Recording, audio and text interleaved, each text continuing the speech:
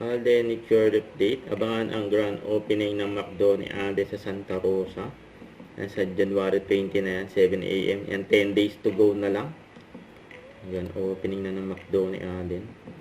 At may nadagdag pang ang bagong endorsement si Alden, Specialine. At meron pang mga hindi nakasama dyan.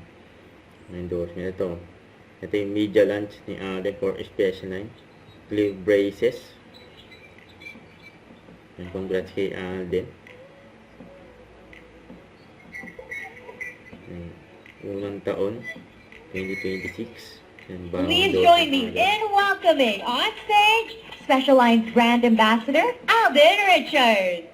Brand ambassador.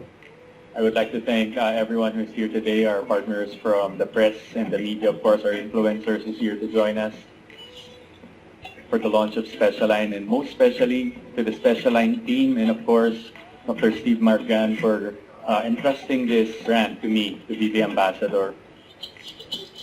And I'm very, very proud to officially welcome Alden Richards as the brand ambassador of Specialine.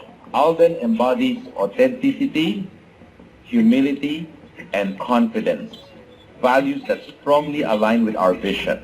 His positive influence and genuine connection with the Filipino audience make him the ideal partner to help us inspire more people to smile with confidence. With Specialine, this is the latest clear teeth aligner there is in the Philippine market, so I'm very excited to be part of this campaign, and I'm very much honored to be the face of something that can bring social change when it comes to elevating and giving Filipinos better smiles every day. This journey that I have with Specialine right now will just showcase on how the Specialine team, of course, Dr. Gan, to showcase their vision on how they want to elevate the level of solutions they can give to Filipinos when it comes to orthodontic care. So maraming salamat po for being here. I'm honored to be part of the Specialine journey. Let's all bring beautiful smiles in the faces of our fellow Filipino people. Yan, Specialine, brand ambassador, Alden Richards. I'm having a slight crowding in my lower chamber. So parang that's when I think timing at that Specialine it's gonna be launched, and yun din pala yung isa sa mga makakatulong sa akin when it comes to my dental condition, because of this also parang I tend to have migraines, and medyo nakaka-affect na siya sa lifestyle ko, of course, whenever I get the chances and moments na sumasakit siya. And also parang it also helps me with my teeth grinding because I grind when I sleep. So there's a lot of benefits, and I think one of the best features of Specialine is you can remove it.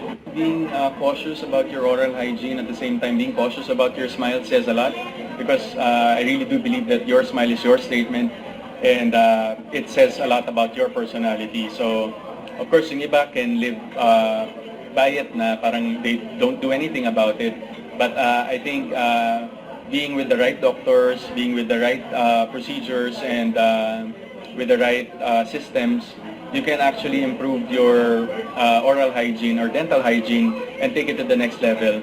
And right now, with what we have, it's with Specialine.